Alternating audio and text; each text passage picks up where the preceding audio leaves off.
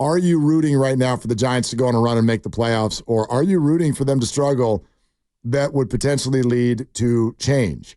Bunch of texts on the Xfinity Mobile text line. 650, make the playoffs. You play to win the game. 925, I can't root against, but I've also lost interest completely.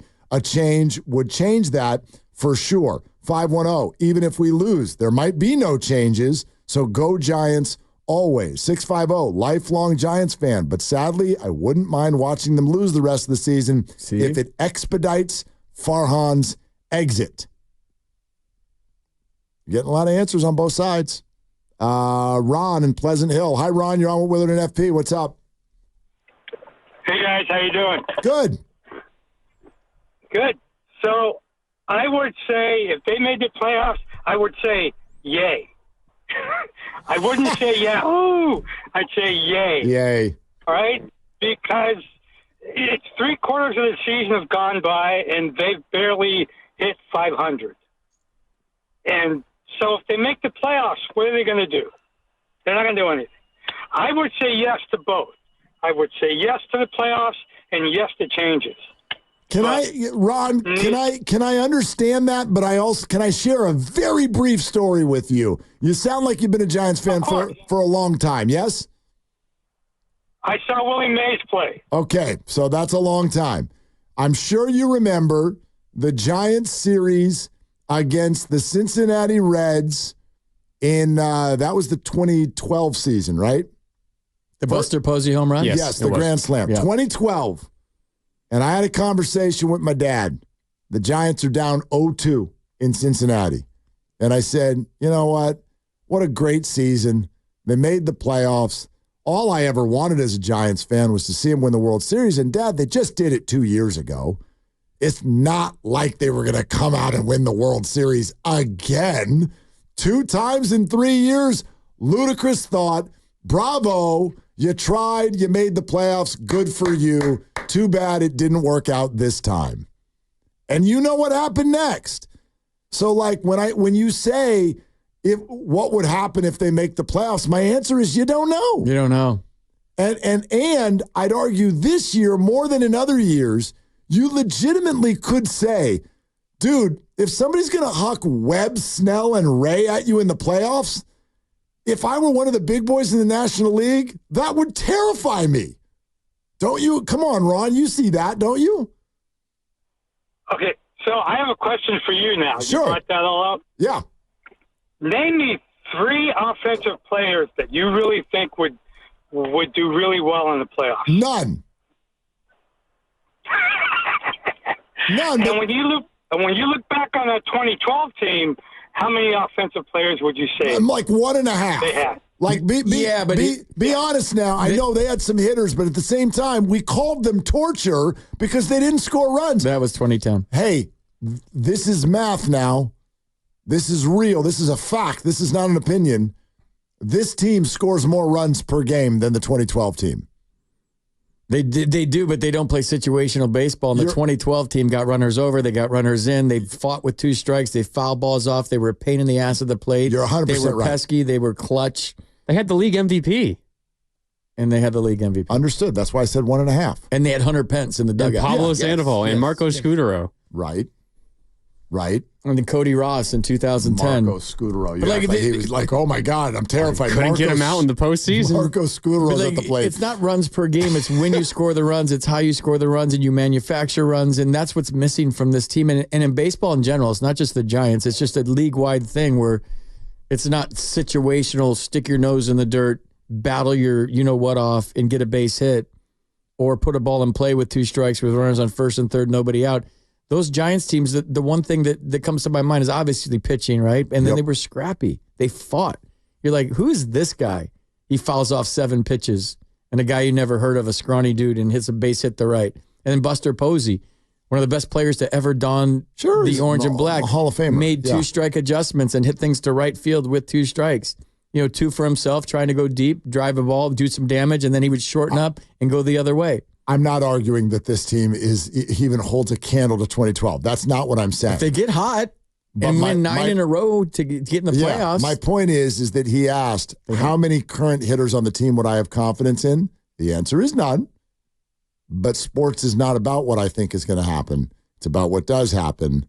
There are plenty of things that have happened in sports that I didn't think were going to happen. And I brought up 2012 because at a certain point, once the playoffs started, I thought the Giants were done. It turns out they went on to win the World Series. They rallied and won 3 in a row in Cincinnati. And then they went out there and did it again. It looked like they were cooked in the next series against St. Louis. And then Barry Zito made $125 million for one start. And we loved it. And parade. So that's all I'm saying. And my brain will never not work that way.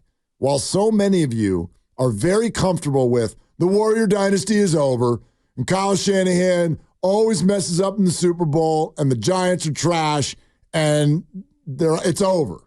You're comfortable that way. I'm not. My brain refuses to do that. So when you ask the question, what would they do if they got there? I don't know. I would love to see it. One of my favorite. Did you watch Ted Lasso? No. One of my favorite episodes ever is when Roy Kent, who is a star soccer player at the end of his career, retires, and he goes into broadcast and he's doing the pregame show, and all these pundits are on this set. You know the soccer sets? They got like 5 people on them. It's my favorite show. It's super positive, super uplifting about how life can be if you look at it a certain way. Certain way. And he's on the set, and it's like one of his second or third shows, and he goes, everyone's predicting what's going to happen. He goes, you don't know what's going to happen, and you're sitting here acting like you do, and you don't know what's going to happen, and you're sitting here acting like you do. I've been doing this my whole life. I don't know what's going to happen. This is S, and he walks off the set. And I'm like, that's perfect, because none of us really do know what's going to happen. Of course not. We have our opinions. It's fun to talk about. You know, the street corner in the Dominican Republic, when they talk about baseball all day, or Cuba, and they're passionate about it. That's what I love about Sports Talk Radio. You be passionate about something and predict what's going to happen. None of us know what's going to happen. No, you got it. Like, you got to throw out predictions, but this is the way I like to look at it. And then you got to sit down and be open-minded to where you might be wrong. I mean, sports would be so boring if not for that. That's why I always push back against dismissive points.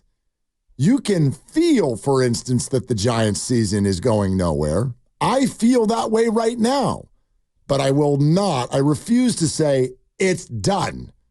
It's over. They suck. I won't do that. Well, I can be frustrated. I can think it's going that way. I make fun of Dibbs about this all the time. He knows this. Happy birthday, Dibbs. But he's the one who sent our show thread, the text, in 2022, in February. Warriors had a bad night against Detroit or something like that. It's laughable that these people think this is a championship contending team. They are not winning anything this year. Oh, but then he did the show with me at the parade with all the stuff flying out of the sky. What were the responses to that? You just go, oh, that's Dibbs being Dibbs, and nobody responded in the chain? No, I shot fired all over the place. This is how, you would talk about the Warriors keeping receipts. This is how much of a jerk I am. I keep receipts too. The Warriors win Game 6 against Boston. I waited. I didn't say anything all year long. And I waited. And the second that the Warriors won that Game 6, I remember I went into my room and I pulled out the phone and I scrolled through and I started screenshotting all the times that everyone on the show thread was like, they're done, this is stupid. You're petty, and I love it. Screenshotted all of them, and without comment, I just sent them to the thread. Boop. Good night. That's awesome. That's something I would absolutely do. Good night, everybody. I hope you enjoyed the game. Yeah, because and again, it's totally fine to do that. That's being a fan. But I push back on the dismissive. It's over when it's not. Right? It's over when there's, I don't know, an X by your name in the standings or whatever it is. Even the phraseology I used, halftime Detroit and the Niners, NFC title game. Me and the boys are watching over it at the lovely Christie's house.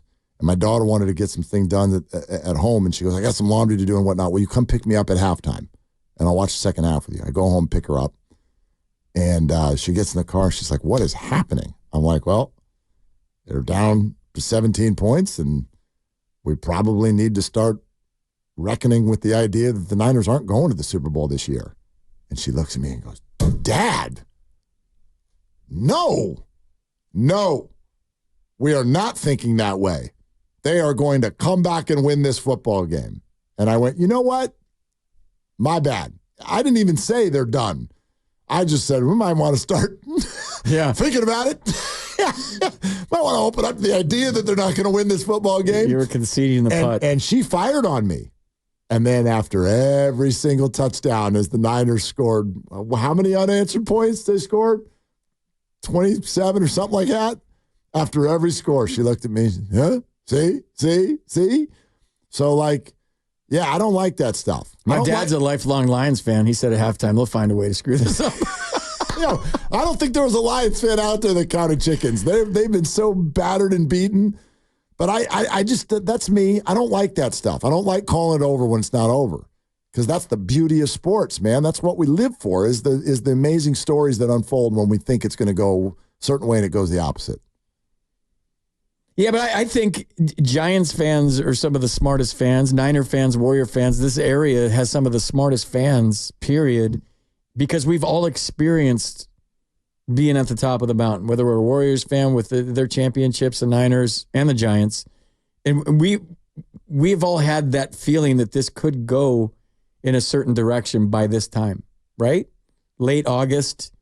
Wouldn't you start having that feeling like this is it's happening? You would think. I used to say on the broadcast, you would think. It's happening, folks. Enjoy the ride. That was one of my taglines. It's happening. Because a lot of times we're so worried about the destination that we forget to enjoy the ride. And I would say, enjoy the ride, folks. It's happening. And I would say it like when there's a special moment in the game. And as a broadcaster or as a fan, or you can sense when it's happening. And I haven't had that sense that it's happening yet with this team. Like, not to get too deep, but everybody listening, we as fans have been there. We know what it feels like. In 2010, we knew by now that, we're catching the Padres. Something special is kind of going on right here. I know it happened more in September. That was September. I know it happened more in September. But you could tell that this team had something going on that year in 12. And the Padres helped. And I've been around a lot of teams where you just kind of by the end of August, you knew that it was heading in that direction. It had a feeling. Enjoy this. This is it's happening right now. They won 3 in a row, and I was starting to think, is this where it's going to start happening? And it just hasn't happened yet. I haven't had that feeling. I don't know if Giants fans, I'm sure most Giants fans haven't had that feeling yet this year. No, and what's really hard to wrap your head around, if you do want to get mathematical and analytical about it, is we've all known the Giants need to go on a heater. I mean, like a real heater. And it felt like maybe it's about to happen. But we all kind of had one eyebrow up because it was happening against bad teams. But the data was the data. What was it? It was like 11 out of 14 or whatever. And you got 3 games above 500. And that's why this series is such a big bucket of cold water. You lost one against Detroit, fine. That's baseball. But this series should have won that. Was a huge bucket of water on the idea of going on a heater. And now you still need another heater at some point. And if you look at who's on the schedule the rest of the way, it's really difficult to imagine the Giants going hot knife through butter at any point in the remaining schedule. It's really hard to imagine. So Oakland this weekend, and the White Sox come to town. Then Seattle's playing great baseball. You go to Seattle. Milwaukee's a first-place team. You go to Milwaukee. Got a little breath of fresh air with the Marlins, and then it's Diamondbacks, Padres, Brewers, Padres, Royals who are playing really good, Diamondbacks, Cardinals. Yeah. There's not a break in there. No. When you get to September 3rd, that's it. It's a winning baseball team on the other end every single night for the rest of the way. The positive take on this is if you do get hot and you do beat those teams, everyone's taking notice, and you're playing hot going into the playoffs against beating good teams. Is that going to happen? Oof. It's not out of the realm of possibility. It doesn't but seem like it right now. What we got? 40 games left? Is that right? Are we 61-61? Is that their record? 62-62. All right, 38 games left. Probably got to win. Probably got to go to what? 24-14. At least 23-15. That's at the absolute bare minimum, which would get you 85 wins. 31 of those are against really good teams. Mm-hmm. 31. Out of the... What did you just say? 38. Yeah, 31 are against really good teams. Yeah. Mostly first-place teams or playoff teams. Well, I mean, you got 3 against Chicago, 2 against Oakland, and 3 against the Marlins. So that's 8. All right, so 30. Yeah, 30 of 38. Yeah. I don't know if the Cardinals and Mariners are really good, but they're good. They're viable. So, yeah, it's just, that's all. It's when you watch sports, are you open-minded to what you can't see? I can't see the Giants going 24-14 with that schedule. It doesn't mean it won't happen. It doesn't mean it won't happen. It doesn't feel like it could happen right now. Does not feel like it. It does not feel like it. No, they strike out too much. That's everybody, though. Just watch other teams. You're like, oh, my God. Well, but there's one thing about striking out, and it's something else about striking out in every situational, need a batted ball right here type of a play. That's what it feels like to me. When the Giants have a runner at third and less than 2 outs, or if they've got first and second and nobody out, like it feels like it's a strikeout 88% of the time. You want me to break this down? Break it down. I broke it down yesterday with Bunting. Let's see. If you don't practice bunting, every fan thinks bunting's easy. Mm-hmm. It's easy if you practice it. Oh, the ball only goes 10 feet. Why can't he bunt? He's a big leaguer. He should be able to bunt. I got in a friendly argument with one of my friends about Austin Slater bunting in extra innings. He couldn't get it down. He's like, he's a leadoff hitter. He runs. He should be able to bunt. It's the big leagues. How come he doesn't know how to bunt? Well, he hasn't practiced it. He's not part of their game. So, I mean, all of a sudden, like with the Giants, if you don't have a 2-strike approach and you never have a 2-strike approach and it's not really ingrained in you as a minor leaguer, it's not part of your organizational philosophy, and now you got runners at the corners with 1 out or a runner on third less than 2 out, and you got to put a ball in play, where you don't have a 2-strike. You can't just like invent a 2-strike approach in the middle of an at-bat if you've never had a 2-strike approach in your life. You can't just bunt a 98-mile-an-hour fastball perfectly down the third baseline to get a runner to third base if you've never practiced it. So now we're saying, hey, there's certain times in the game when you have to have a 2-strike approach in August, and you haven't had a 2-strike approach all year. You just don't pull that out of your hat for radio purposes. You don't. It's, I'm going to spread out and choke up now and put. I don't know what that even means. Right. I don't even have a 2-strike stance. And a 2-strike, it's not necessarily a stance with 2 strikes. It's just it's a mindset. You're not going to beat me. I'm putting the ball in play. I'm going to expand my strike zone a little bit, not too much, but a little bit. And I'm not going to let the umpire determine this at bat. And I'm going to stick my nose in the dirt and find a way to put the ball in play. But if you've never done that, it's never even an A ball or double A. We don't talk about 2-strike approach. And now we're all flipping out because the Giants strike out a lot with runners at third base and less than 2 outs. It's just like anything else in life. If you don't practice it, you're not going to be good at it. And if you've never done it, I can't expect Michael Conforto to lay down a bunt when he hasn't bunted his whole career. And you're like, F.P., he's a big leaguer, he's throwing a bunt. Maybe. No. But if it's not part of the game, it's not part of his arsenal. It's like asking a pitcher to throw 100 that throws 92. Why did he throw 100 right there? Well, he can't, and he doesn't. He just doesn't. So I get the most frustrated I get as a baseball fan right now, and I'm going to sound 104 years old, is like striking out used to be the worst thing you could possibly do. Dragging your bat back to the dugout, that was the ultimate defeat. He beat you, and we used to fight it, and I used to fight it, and I couldn't strike out, or I was going back to the minor leagues. And I honestly believe in no 2-strike approach with nobody on. You're a power hitter. I don't want you to take anything out of your swing. But there has to be some sort of round in BP that's a 2-strike round where you choke up, spread out, and you just play that mental game in your head in batting practice every day. I'm letting the ball get deep. I'm going the other way. I'm not going to strike out.